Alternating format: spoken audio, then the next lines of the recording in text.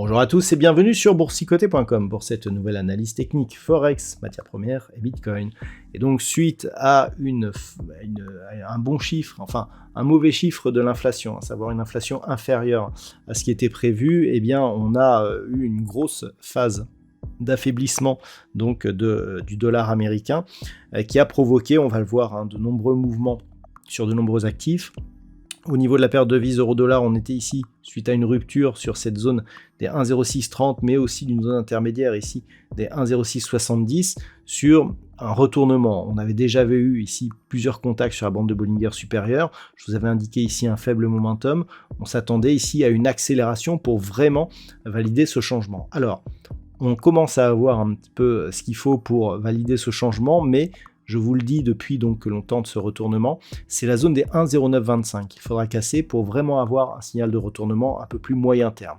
Là, on reste sur une tendance qui est court terme, qui donc confirme la sortie ici de ce trend baissier, avec ici une accélération. Le fait que l'on casse 1,0780 est déjà un très bon signal, mais c'est le futur objectif ici 1,0925 qui sera vraiment le signal majeur. Donc pour l'instant, on reste dans une dynamique donc haussière, à observer cette zone ici. Alors on a 1,0780, on pourra aussi observer cette zone ici de point haut que nous avions eu proche des 1,0756 pour ne pas repasser sous cette zone en cas de consolidation.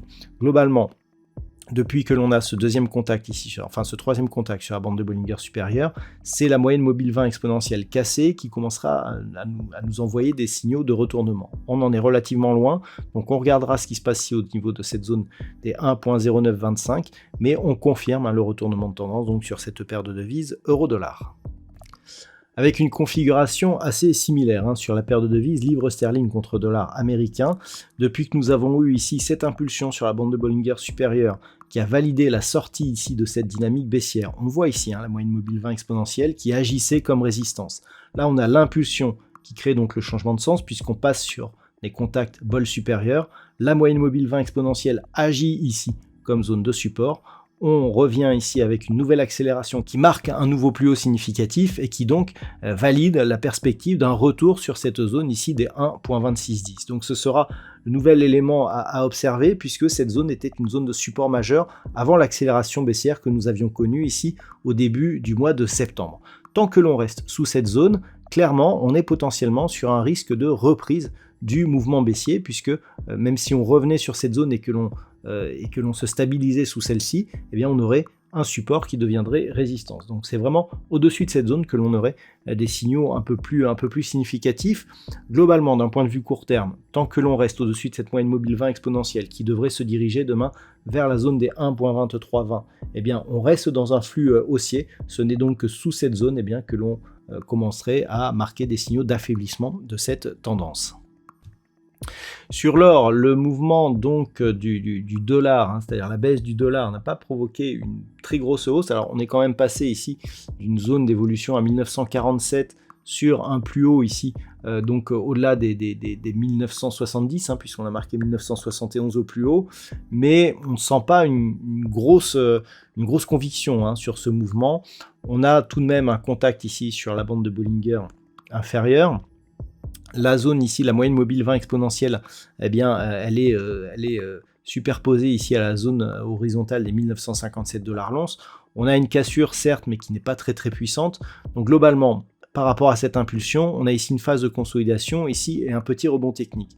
Pour l'instant, c'est neutre, c'est-à-dire que tant que l'on est globalement entre 1930 ici et cette zone proche des 2010 $ l'once, on est dans une phase de neutralisation. C'est-à-dire on a eu l'impulsion. On ne remet pas en cause l'impulsion haussière puisque au niveau des retracements de Fibonacci, on retrace mais d'une manière assez modérée. On le voit ici, on l'avait vu hier.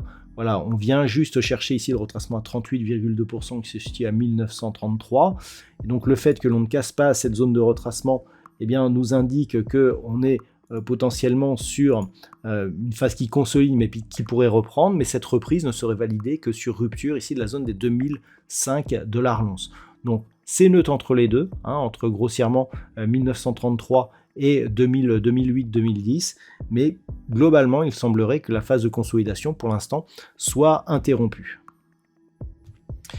Et puis une chose qui est assez impressionnante, c'est l'évolution du pétrole dans ce contexte, puisque de nombreux actifs cotés en dollars ont vu une forte augmentation. Sur le WTI, ce n'est pas du tout perceptible. On est ici donc sur une phase d'impulsion qui a provoqué une cassure de cette zone des 80,50 $ le baril. On est venu attaquer de manière assez agressive cette zone des 76,30 avant de rebondir. Le rebond, malgré la baisse forte du dollar aujourd'hui, n'a même pas permis donc un retour sur cette zone des 80,50. On a même une bougie ici assez hésitante. On reste donc sous la moyenne mobile 20 exponentielle. Donc clairement, la tendance reste baissière. Et tant que l'on ne repasse pas durablement au-dessus de ces 80,50, la pression le restera aussi. Donc en cas de retour, la rupture ici de cette zone des 76,30 pourrait faire craindre donc une poursuite. Je rappelle que nous sommes toujours en attente ici d'un test de cette zone que nous avions à proximité des 75,60.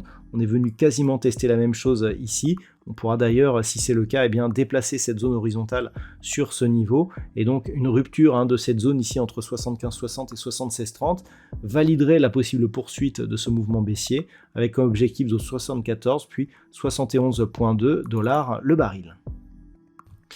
Et puis sur le Bitcoin, c'est un petit peu la surprise du jour. On a une forte baisse ici qui nous ramène sur cette zone donc de support intermédiaire des 35 000 $ pour un Bitcoin. Cette zone qui avait été ici ajoutée suite à cette première impulsion. Alors pour l'instant, on nous indique qu'on a une première impulsion, puis un contact ici, bande de Bollinger supérieure. Suite à ce contact, on revient sur la moyenne mobile 20 exponentielle. Alors ce setup, pour ceux qui me suivent depuis quelques temps, on le connaît.